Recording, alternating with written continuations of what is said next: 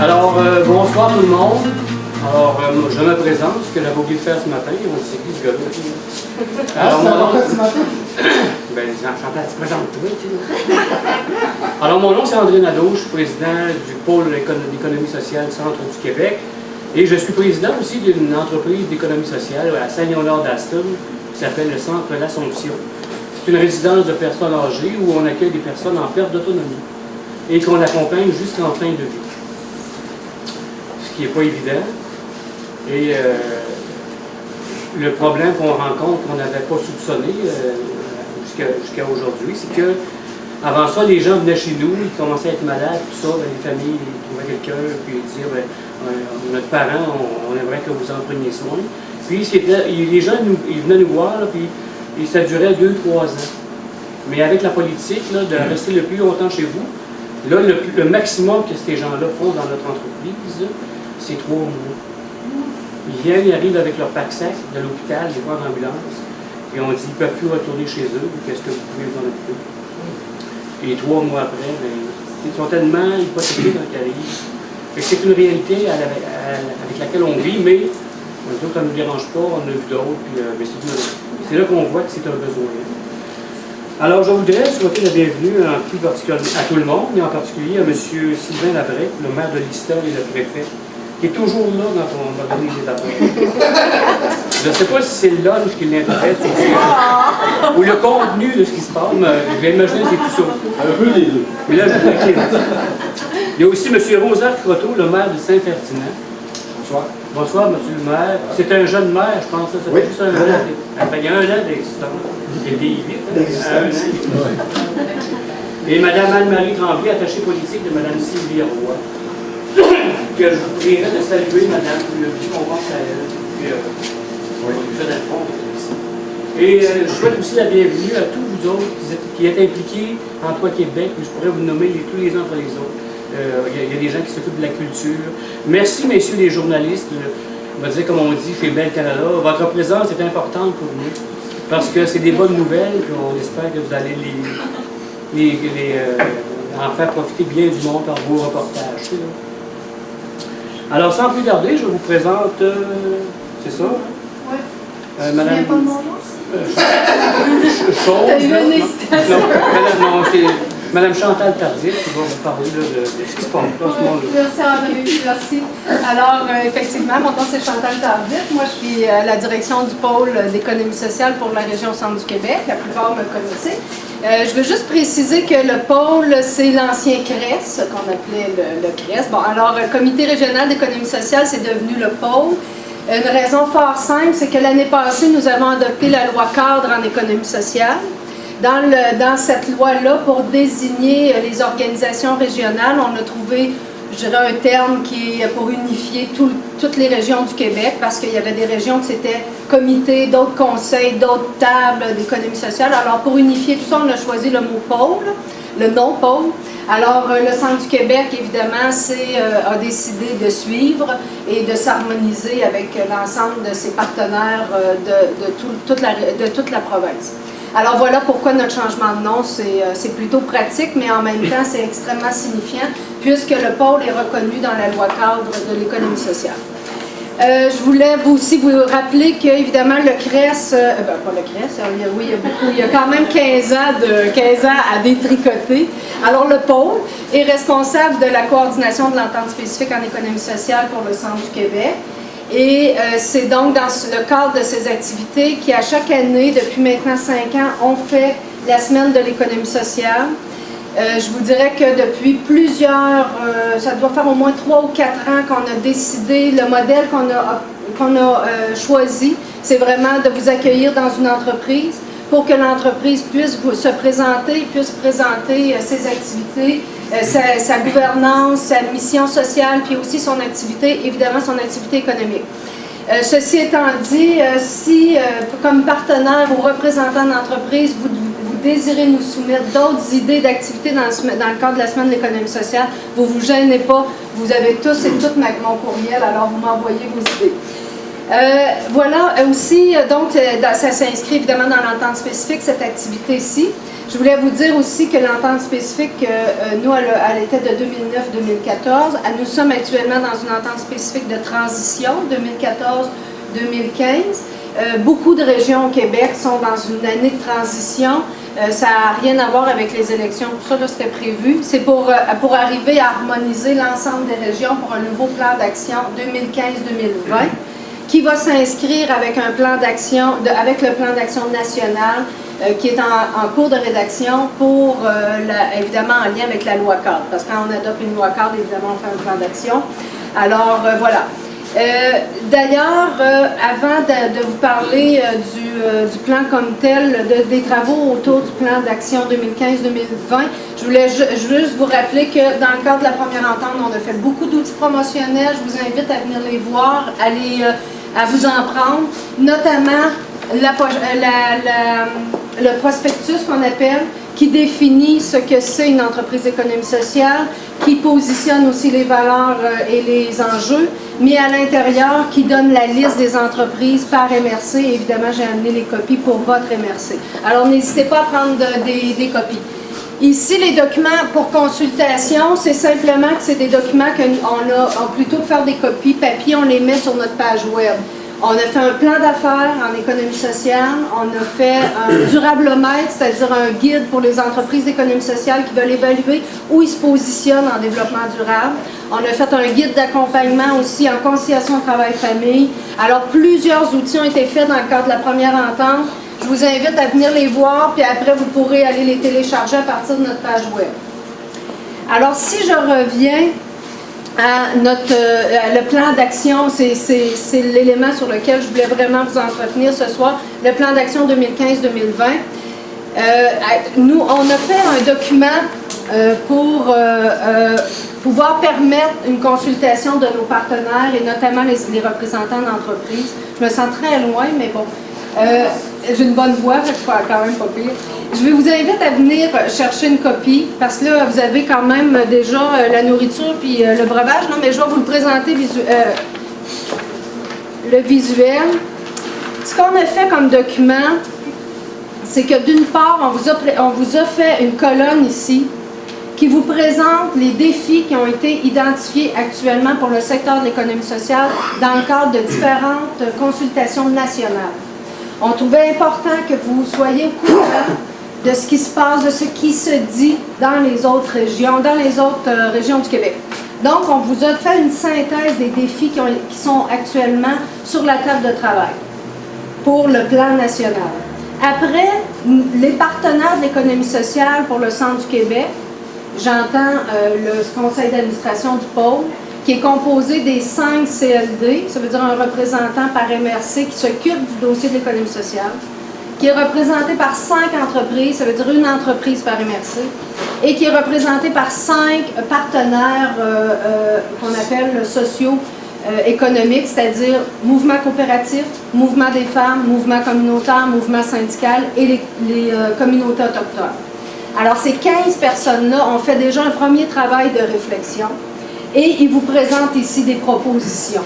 C'est sur ces propositions-là qu'on aimerait vous entendre, voir est-ce que ça pourrait être bonifié, modifié, ajouté. Enfin, c'est vraiment libre à vous de donner vos commentaires sur ça. C'est pas très gros dans mon document, mais on a essayé de faire quand même une synthèse pour vraiment cibler les principaux enjeux pour l'ensemble du secteur, comme notamment la reconnaissance de ce que c'est l'entrepreneuriat collectif.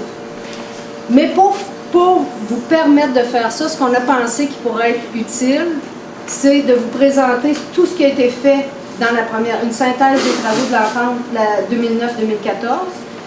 Et la première page, vous rappelez ou vous informer, dépendant de la définition d'une entreprise d'économie sociale, du portrait des entreprises par secteur et par MRC pour notre région, puis la gouvernance. Alors ici, vous avez comme une synthèse du secteur pour vraiment vous mettre, bien vous informer, dire OK, au Centre du Québec, c'est ce que ça veut dire l'économie sociale, pour après, par la suite, pouvoir réagir sur nos propositions.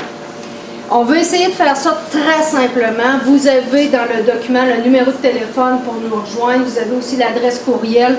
Vous envoyez vos commentaires simplement par courriel, c'est facile. Mais si vous le désirez, moi, je peux me déplacer pour rencontrer des équipes de travail ou des conseils d'administration pour parler davantage des propositions qui sont là. Et puis, surtout, pour être alimenté aussi très souvent du spécifique. Parce que je dois vous dire qu'un des défis dans mon travail, c'est qu'il y a une entreprise, l'entrepreneuriat collectif se déploie dans plusieurs secteurs d'activité.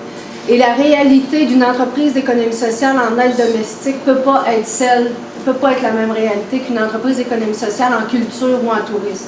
Alors, c'est de saisir toutes ces réalités-là pour réussir à bien vous représenter. Donc, c'est important de vous entendre dans vos réalités. Et puis, donc, je vous invite vraiment à communiquer avec moi puis à être bien à l'aise. Ça va vraiment me faire plaisir. Puis ça va être très enrichissant pour, à terme, finir notre plan d'action. Bon, évidemment, tout le monde vit au Québec. Tout le monde sait qu'il se passe toutes sortes d'affaires.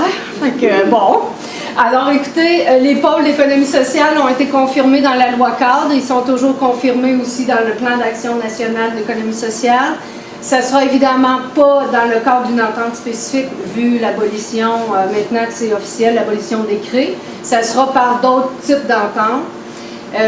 Il y aura aussi également, assurément, à revoir comment le local va se positionner. Le local bouge beaucoup aussi. Est-ce que les MRC vont garder ou non leur structure de développement économique? Comment vont-elles positionner le dossier de l'économie sociale dans le cadre de leur développement? Alors, on aura beaucoup de travail à faire avec nos partenaires locaux pour s'assurer que tout ça reste positif pour tout le monde. Moi, je pense qu'avec la première entente spécifique, en tout cas,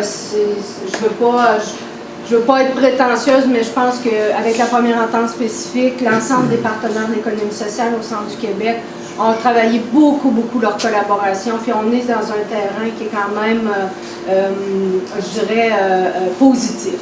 Je dirais franchement positif. En même temps, on n'est pas sans savoir que tout ce que vous vivez dans les MRC et CLD fait que, disons que la préoccupation première n'est peut-être pas tout à fait à une consultation comme celle-là. Bon. Malgré tout, j'espère que vous allez y participer parce que le prochain plan d'action, ce serait bien que les couleurs du centre du Québec y apparaissent. Ça serait bien que vraiment on puisse avoir un son de cloche du terrain et puis que la prochaine entente spécifique puisse nous amener encore plus loin. Voilà. Alors, j'espère que il me semble que je termine sur une mauvaise note. Ça, c'est comme mais vraiment, je vous invite à prendre un document, puis vous n'hésitez pas à communiquer avec moi si vous avez besoin. J'espère que j'ai été claire. Je ne sais pas si vous avez des questions, des interrogations. Ça donne drôle là, de faire une consultation sur un plan d'action en même temps que la mouvance, mais en même temps, on ne peut pas faire autrement quand même. L'économie sociale est là pour rester, donc il faut aussi poursuivre, il faut aussi essayer d'avancer au mieux à travers tout ça, sans ignorer c'est quand même ce que d'autres vivent là, de difficile. Tu parlais tantôt de la loi cadre. Oui. Qu'est-ce qu'elle nous apporte, la loi cadre, vraiment? Dans le contexte où on se retrouve, où tout le monde se demande en gros qu'est-ce que ça en est. C'est une loi, mais le restant. Une loi cadre, indépendamment de la mouvance, la loi cadre, elle est faite pour que le secteur qui est, dans ce cas-ci, de l'économie sociale, soit une préoccupation transversale à tous les ministères. C'est l'essentiel d'une loi cadre. Donc ça reste.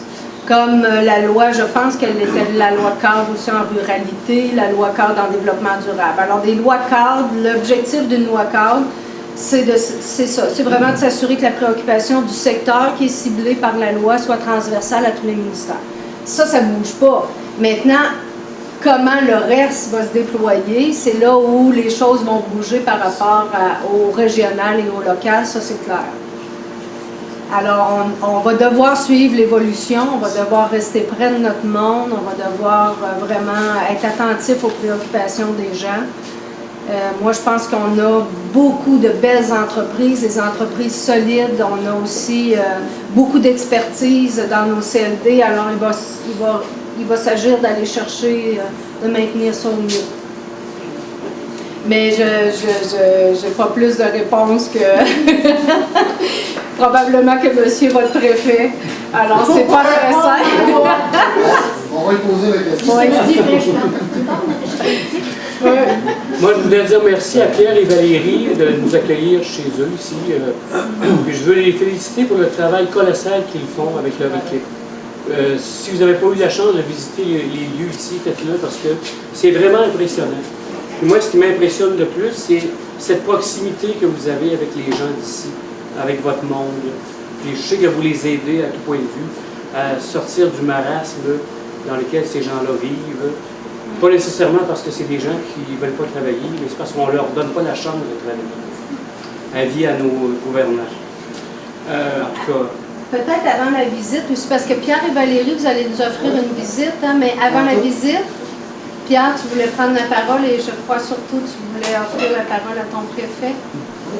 mais je ne voulais pas finir ça là, parce que je ne voulais pas nous. Oui, ben non, maintenant tu as bien fait. J'ai posé des questions à Chantal, j'attendais un peu à la réponse.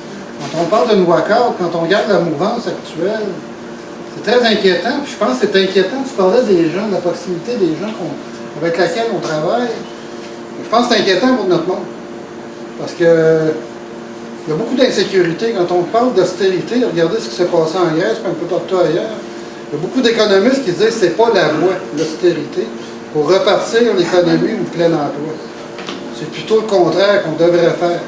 Et ce n'est pas non plus la voie de vouloir arriver au déficit zéro en 1 an. Ça n'a à peu près pas de bon sens. On est en train de rebâtir des superstructures, parce que c'est ça qui s'en vient. Là. Il y avait déjà des structures, on va changer. On va changer le type de structure, puis ensuite on va voir ce que ça va donner. Ça ne veut pas dire que ça va être que les files d'attente vont diminuer dans les urgences. C'est pas ça que ça veut dire nécessairement, une structure. Ça ne veut pas dire non plus que ça va répondre aux besoins des gens qui sont en place. Parce qu'il ne faut pas oublier une chose, ça c'est le bout politique, qu'on en fait souvent quand on représente les gens à faible revenu, c'est qu'il ne faut pas oublier une chose, c'est qu'il n'y a pas eu de consultation préalable à tout ce qui est en train de se développer. Et ça, je pense que ça a été dénoncé autant par les MRC, les présidents CLD, le président de la CRE, M. Fréchette, dans son communiqué. Je pense que c'est dénoncé par les agences de la santé et un peu partout. Il n'y a pas de consultation préalable. Ça s'est fait, ça, dans une petite place. Ils ont tout fermé les portes, ils n'ont pas consulté personne. Ensuite, bing! On va faire des miracles maintenant, serrez-vous la ceinture. Ben prête. Il faudrait peut-être que tu donnes l'exemple à l'autre bout. Ça serait peut-être intéressant. Je pense qu'il y a plein de travailleurs et de travailleuses qui sont allés manifester, qui vont continuer à manifester et qui demandent à ces décideurs publics-là de donner l'exemple. Est-ce qu'ils vont baisser leur fonds de pension, eux autres? Pas évident. Pendant ce temps-là, nous autres, on travaille terrain pour aider du monde. Puis comme tu disais tantôt, c'est pas du monde qui ne veulent pas nécessairement travailler. Il y a des gens qui ont vécu des expériences assez difficiles dans la vie et qui ont besoin d'un tremplin pour se ressaisir ou pour repartir. Et je pense que c'est là-dessus qu'il va falloir focusser. Autant que ce soit les organisations communautaires, que ce soit les entreprises d'économie sociale, que nos décideurs locaux et régionaux. Je pense qu'on doit tous travailler ensemble pour porter notre voix vers les décideurs de Québec et aussi d'Ottawa, parce qu'on fait partie du Canada, pour que ces gens-là nous écoutent et qu'ils écoutent ce que les gens ont à dire à la base. Et c'est l'essentiel de mon intervention. Et en même temps, je regardais M. Labrec et Madame, c'est Marie? Anne-Marie. Vous regardez tous les deux parce que j'ai bien l'intention de vous laisser la parole là-dessus. Bon, vous autres, votre point de vue à ce niveau-là, et comment on peut faire en sorte de tout le monde travailler solidairement pour s'entraider ensemble. Parce que le travail est là. Si on a bâti au Rapé, là, on a 250 partenaires à peu près. On ne l'a pas bâti nous autres mêmes, ni moi, ni Valérie, puis l'équipe de travail. C'est avec tous les partenaires. Et il y en a plusieurs qui sont en place. Si je pense au dernier projet qu'on a bâti, ben, il y en a 2 en arrière qui sont là et qui nous ont aidés à bâtir. Et tout le restant ici, ça s'est fait avec les partenaires. Et peut-être qu'on pourrait passer le message à ceux qui décident tout seuls sans consultation. Monsieur Laveur, je vous invite. J'ai demandé si vous voulez intervenir, mais je n'ai pas dit. Sur quoi? Je ne m'avais pas dit à quel sujet. Je pense que la table est lise. Ben, bonsoir tout le monde. Malgré tout, je suis très heureux d'être ici. C'est sûr que moi, j'ai pas de nouvelles à annoncer, j'ai pas d'annonce à faire, sauf que dans ce que vous avez soulevé, il y a des points qui sont très importants. Il y a des points que je partage aussi avec vous. C'est que la manière que ça se produit, les événements qu'on connaît, la manière qu'ils se sont produits puis que ça se produit, je trouve ça déplorable que ils nous disent, il n'y a pas longtemps, ils nous annonçaient que il y aurait une décentralisation des pouvoirs, ce qui veut dire que les municipalités auraient plus de pouvoir, ce serait plus intéressant pour nous autres. Je pense qu'on avait un peu d'espoir dans ce côté-là, mais on ne s'attendait pas à ce que le pot vienne aussi vite que ça, et de la manière qui est arrivée aussi. Fait que les fleurs ont été lancées, mais le pot est arrivé comme une tonne de briques. Je peux vous dire que depuis au moins hier au soir, les nuits sont très courtes. J'ai dormi avec 3 heures cette nuit. C'est qu'il y a beaucoup de choses qui nous trottent dans la tête. On sait que ça va toucher, puis que ça touche, puis que ça va toucher justement plusieurs secteurs d'économie dans notre région. Puis je ne peux pas dire que ça va en toucher un plus que l'autre, mais je pense que tous les secteurs sont importants. Et puis quand il y a des secteurs peut-être qui nous tiennent à cœur ou il y a des gestes qui sont très importants, qui des fois c'est une question de survie, une question de fierté aussi, bien ils vont tous embarquer dans les mêmes décisions. Je trouve ça déplorable un peu, beaucoup même, mais sauf que dans le communiqué de presse que j'ai mis, je disais aussi que c'était pas la bonne manière de s'y prendre pour un gouvernement, de travailler de cette manière-là, entre des portes closes, sans consulter les régions ou les secteurs névralgiques. Moi, dans ma tête, c'est quand tu coupes du développement économique en région, tu coupes la richesse. Le gouvernement, ce qu'il cherche de ce temps-ci, c'est d'essayer d'enrichir sa province ou d'enrichir les régions. Bien, je pense que leur réflexion n'était pas à bonne place. Et puis, avec ces coupures-là, on voit bien que le seul objectif qu'ils ont, c'est un équilibre budgétaire ou couper dans les dépenses et non pas de créer de la richesse en région. Ça, c'est déplorable. Et en plus, les régions, avec toute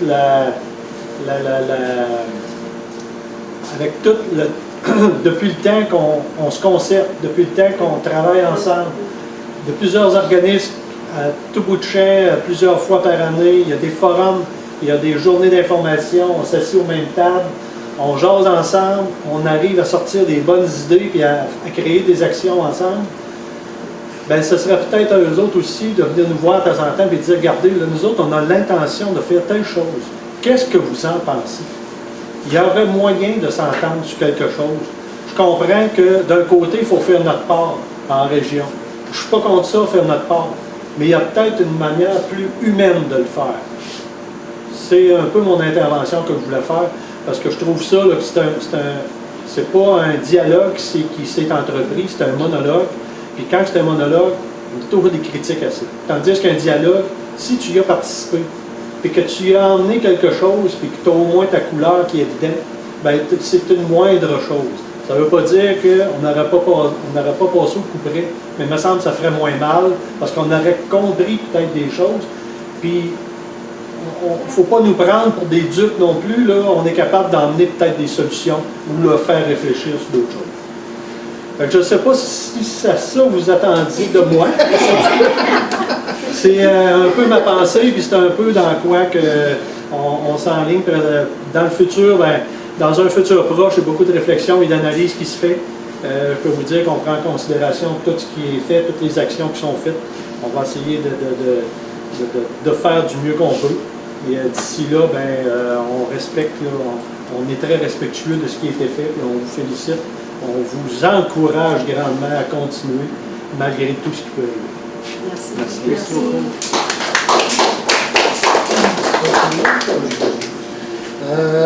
Je sais que je vous prends en cours. Oui, pas mal. On vous l'avait pas dit. Est-ce que tu veux intervenir encore? Ben, c'est-à-dire que moi, je suis en poste pour Madame Roy depuis très peu de temps. Donc, avec votre permission, je vais m'abstenir de commenter un dossier aussi hautement politique, mais sauf que tout le monde sait qu'on est en défaveur de l'abolition des centres locaux de développement, notre formation politique. C'est sûr que Madame Roy est en défaveur de ça aussi. Moi, pour avoir œuvré avec des tables de concertation, je sais à quel point c'est important dans les régions, finalement, cette capacité-là qu'on a de se mobiliser ensemble puis de mettre des gens issus de différents réseaux, finalement, pour pouvoir arriver à quelque chose de concret dans le milieu. Donc, c'est bien évident qu'au nom de Mme Roy, là, fort probablement, là, les démarches de M. le Préfet, tout ça, on abonde dans le même sens que vous, finalement. Donc, si je peux résumer ça comme ça.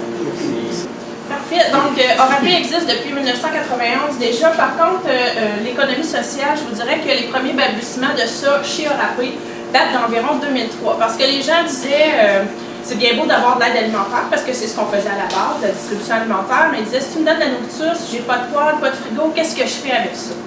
Donc, de là, la petite flamme d'idées qui a commencé, dans le sens qu'on a commencé à faire de la récupération de divers articles, qui a débouché sur d'autres projets. On a eu des ententes avec le Centre local d'emploi, qui a amené à faire de l'insertion sociale avec les gens, donc à avoir des gens qui viennent ici pour justement se remettre en train. On en parlait un peu tantôt dans les divers discours qui ont été là au départ. Donc, des fois, on a besoin juste d'un petit coup de pouce, une petite tape dans le dos qui nous dit « Hey, t'es capable, on va juste te donner les outils pour réintégrer le marché du travail régulier. » Donc, nous, on sert à ça, effectivement. Et un petit train va loin, comme on dit. Maintenant, on est rendu environ à une trentaine de services différents au sein de l'ORAPé, en passant par la distribution alimentaire, l'économie sociale, l'insertion, l'éducation populaire, la vente d'articles de toutes sortes, etc. Donc, on a fait beaucoup de chemin à ce niveau-là.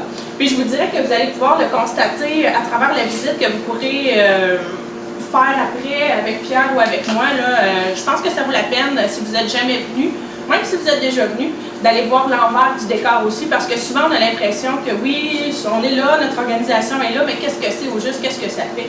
Bien, ça vous donnera une bonne idée de tout le travail qui est fait. Puis je pense que ce qui est important de mentionner, c'est qu'on parlait d'économie sociale, on parle de gens. Présentement, on est une équipe de travail de 14 permanents. On a 4 personnes à contrat, plus les bénévoles et tout ça. Quand tout le monde est dans le boîte, en même temps, on est une cinquantaine de personnes. Donc, je vous dirais que quand je suis arrivée ici, il y a 10 ans, on était 3.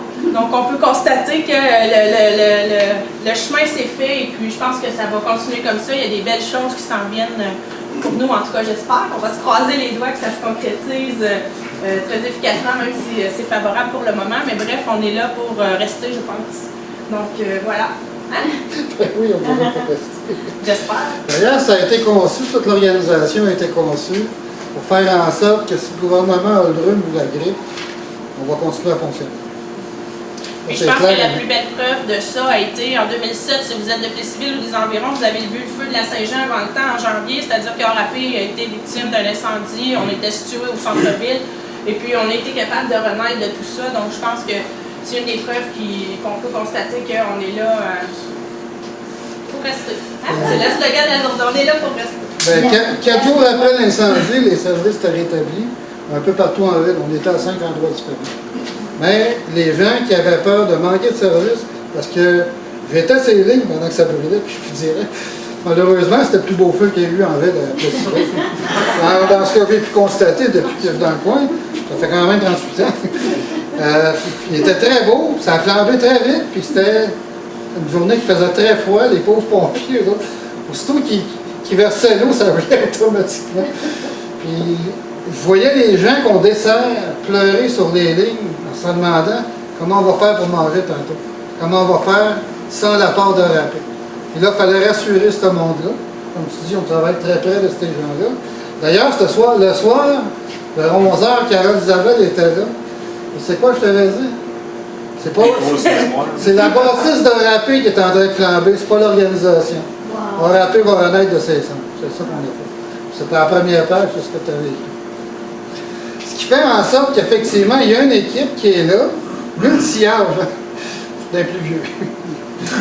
Et Valérie d'un plus jeune. Fait que, dans le fond, c'est sûr que Même si moi je pars, elle aussi va rester. Fait que ça va rester quand même au niveau des ressources humaines. Et ce qui est important, on est allé en France en mission, tu en as parlé tantôt. Ce qu'on a pu constater, c'est que les gens qui travaillent au niveau de l'économie sociale, c'est des gens de cœur. C'est des gens qui ne vont pas pour la paye ou l'argent, mais qui y vont pour les services qui sont à donner et la réponse aux besoins qu'on donne. Et il y a beaucoup de besoins auxquels on répond, entre autres, le party de Noël qui s'en vient, c'est le 5, je pense, 5 décembre. C'est le party pour les membres. Il y a des membres qui les ont déposés. Sans ce party-là, je n'aurais pas de party de Noël. Je suis seul. Il n'y a pas personne qui va venir me voir. Ça fait partie de notre pays. C'est la réponse aux besoins à ces gens-là. Et c'est pour ça aussi que quand on parle politique, on parle de pouvoir, mais on parle aussi de réponse aux besoins humains.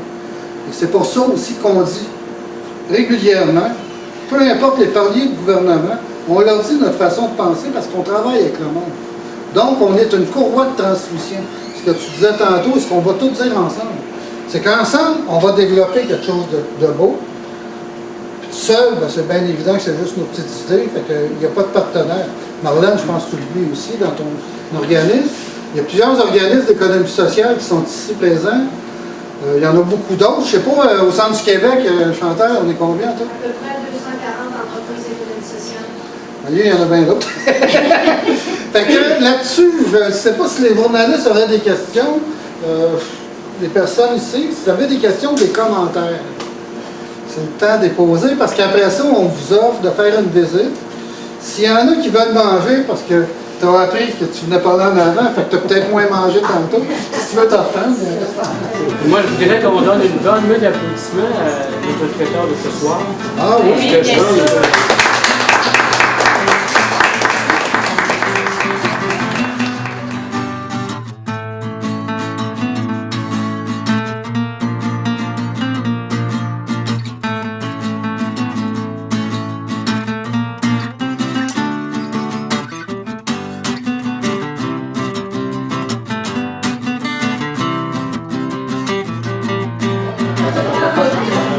Chantal Tardif, coordonnatrice, Directrice, du ouais, pôle. ouais. C'est quoi la mission, c'est quoi le rôle du pôle d'économie sociale? En fait, on a 5 axes de travail. Assurer la concertation de l'ensemble des partenaires du secteur, assurer la promotion du secteur, assurer son développement, sa consolidation, appuyer aussi le développement de nouveaux créneaux, puis aussi assurer un rôle de vigie et de veille par rapport à l'évolution du secteur. C'est nos grands axes de travail. On lance une consultation pour développer un nouveau plan d'action 2015-2020. Oui. Tout ça intervient dans un contexte où il y a beaucoup de changements au niveau organisationnel, au niveau des régions, entre autres la disparition, le changement radical du rôle des CLD. Ça revient, comment on va gérer ça pour Écoutez, c'est sûr que malgré la mouvance, il reste quand même que le gouvernement maintient le cap sur l'application de sa loi cadre et la rédaction d'un plan national en économie sociale. Donc, et d'ailleurs, je participe aux travaux, moi, pour le plan national d'économie sociale. Et dans ce cadre-là, nous, on trouve que c'est important de tout de même avancer dans notre consultation régionale pour que le plan qui s'en vient pour nous reflète évidemment les préoccupations des gens. Bon, évidemment, avec la mouvance des structures et des acteurs, ce qui va devoir être redéfini, parce que le besoin et les enjeux liés aux entreprises devraient rester quand même assez stables. Ce qui va être à redéfinir, c'est la gouvernance et nos partenariats. Ça, c'est sûr. En fonction de est-ce que le CLD va être maintenu ou pas? Comment la MRC va, je dirais, prendre son nouveau mandat? Comment ils vont déployer leur nouveau mandat? Et évidemment, au niveau régional, bien là, avec l'abolition des CRE, on va équiter l'univers, si je peux dire, des ententes spécifiques pour aller probablement plus vers des ententes administratives qu'on appelle. Alors, on a effectivement un ensemble d'éléments à définir dans l'avenir. Alors là, il va falloir y aller doucement avec les gens qui sont évidemment concernés au premier chef. Ils vont voir, là, ils vont prendre acte des modifications qui s'en viennent, de la mouvance, tout ça. Et après, on va pouvoir rebâtir, je dirais pas rebâtir parce que les liens sont encore là, mais il va falloir redéfinir les modalités de la gouvernance et du partenariat, c'est sûr, c'est sûr. Merci beaucoup. Merci. Sylvain Labrec, préfet de la MRC de l'Érable. Les Jeux, le gouvernement a pris sa position, il a fait son nid. Ce qu'on déplore dans tout ce processus-là, c'est que le milieu n'a pas vraiment été consulté sur les réformes qui sont imposées maintenant. En effet, ce que je déplore le plus, c'est ça. Puis, comme je disais tantôt dans l'allocution que j'ai faite, je trouve ça bien de valeur que le gouvernement pense de cette manière-là, parce que logiquement, si on veut créer de la richesse, c'est pas en coupant dans des services qui sont de proximité, puis dans un service surtout qui sert au développement économique de nos régions. Nous autres, dans la MRC de l'Érable, on avait vraiment créé un créneau, si on peut dire ça comme ça, c'est qu'on était dans plusieurs sphères d'activité. Autant manufacturier, commerce, loisirs, industrie, agricole, sociale, on est dans tous ces créneaux-là. Ce qui fait que quand il nous arrive des choses comme ça, bien, c'est la région au complet c'est la région au complet, puis c'est toutes les sphères d'activité qui y goûtent. Fait que c'est très dur pour une région comme la nôtre. Il y a peut-être des régions que c'est moins fort, mais pour nous autres, là, c'est quelque chose qui vient vraiment nous donner un coup dur. Je peux vous dire que c'est sûr que dans la MRC de l'Érable, on ne se laissera pas abattre. Là. Notre slogan, c'est une terre de créativité. C'est sûr que notre thème terre de créativité vient d'en prendre un coup aussi parce que il va falloir plus que se relever les manches, se retrousser les manches pour être capable de faire face à tout ce qui vient d'être annoncé. Sauf que moi, je pourrais vous dire qu'on va essayer d'amoindrir les choses le plus possible selon les pouvoirs qu'on a aussi. Concrètement, bon, les jeux sont faits. Le gouvernement ne reviendra probablement jamais sur la décision qui a été prise sur le nouveau pacte fiscal. On fait quoi là, maintenant? Là? On avale la pilule est dure à avaler, il faut l'avaler. On fait quoi maintenant? Oui, c'est sûr que la pilule est dure à avaler. Qu'est-ce qu'on fait maintenant? Bien, on est en réflexion puis en analyse là, par rapport justement aux des coupures financières qui ont eu lieu. Ça va nous obliger à faire des analyses dans tous les secteurs, puis voir de quelle manière qu'on va se relever de ça. Je ne peux pas en dire plus pour l'instant. On est en réflexion. On a déjà entrepris des démarches pour se rencontrer à partir de la semaine prochaine. Et le conseil d'administration de la MRC pour justement commencer à discuter là, de quelle manière qu'on va abattre cet ouvrage-là et puis l'analyse qui va être faite. C'est quoi la date butoir? Est-ce que ces réformes-là, la BOSIA, des CLD, bon, ils sont décrétés aujourd'hui, mais dans les faits, est-ce on se dit, bon, effectivement, aujourd'hui, on est le 6, puis c'est fait, ou on a un délai, bon, à partir du 1er janvier, il faut être réaligné? Bien, moi, je pourrais vous dire que oui, il y a un délai, mais je ne peux pas vous dire c'est quoi la date, là. Et c'est sûr que ça ne s'éternisera pas, vu que à mon information, c'est que 2015, ce serait une année de transition. Ce qui fait que ça laisse pas espoir au financement. C'est sûr que ça, c'est coupé, mais sauf que ça laisse la latitude au MRC à réfléchir puis à entreprendre des démarches pour se réorganiser. De quelle manière? Comme je vous dis, on ne le sait pas encore. On va essayer de faire de notre mieux avec tout ce qu'on va avoir. Mais pour ce qui est, il n'y a pas de... À ma connaissance, il n'y a pas de date butoir de fixée. Merci.